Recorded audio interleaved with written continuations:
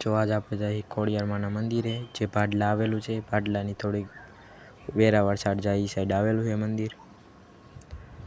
અને આ છે ત્યાંનો રસ્તો. વિડીયો છેલ્લે લગી જોજો. અને આ જો આપણે મંદિર સાઈડ જવા રવાના થઈ ગયા છે.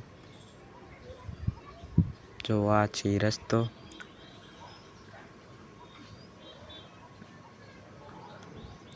અને આ છે મંદિર. ખોડિયારમાંનું છે મંદિર.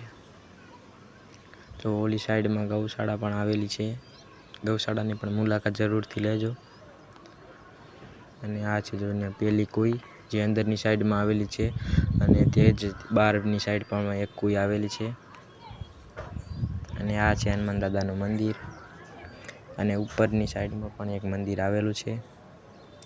જે જો તમે આ વિડીયોમાં હમણાં જો આ ઉપરની સાઈડનું મંદિર છે.